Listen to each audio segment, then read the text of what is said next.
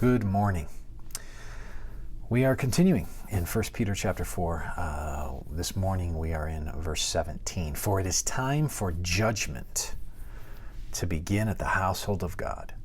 And if it begins with us, what will be the outcome for those who do not obey the gospel of God? This verse is not using, when it uses the word judgment there, the word for judgment is not necessarily inherently negative.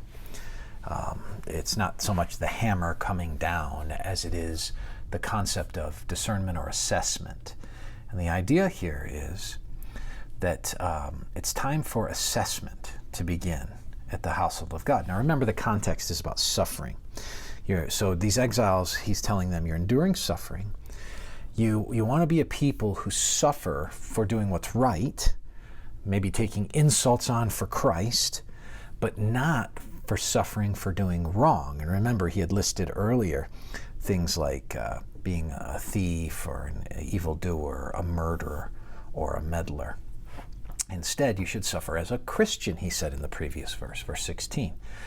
Because now, as Christians, our job is to look in the context of our suffering and see what it's teaching us, and to assess what God is exposing in our midst through suffering and difficulty. Isn't it interesting that suffering has a way of weeding out those who are really following the Lord versus those who are not?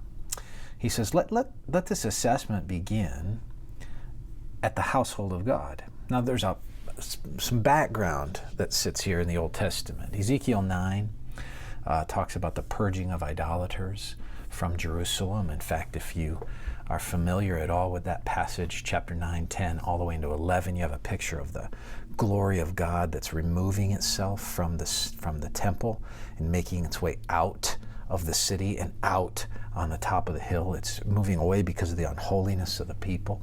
And so there's this vision in Ezekiel 9 about purging idolatry. The idea here is that the refining of the people of God starts from within, and as suffering emerges, we need to be people who persevere and who show ourselves to be genuinely the people of God. And that suffering will have its own kind of assessment. So we need to be ready to be assessed, the fruits of what's really going on in our life. And if someone demonstrates themselves through that suffering that they're not a believer, what does that suffering yield? Well, for them it yields condemnation because it exposed them to be lost.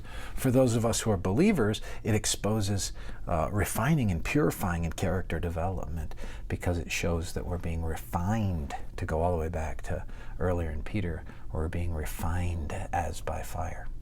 So, take on suffering even as a community. When we take it on even as a community, it serves a purpose even in our midst as it winnows, if you will, the congregation of God. May the Lord bless you today, and I hope you have a wonderful day as you continue to serve Him.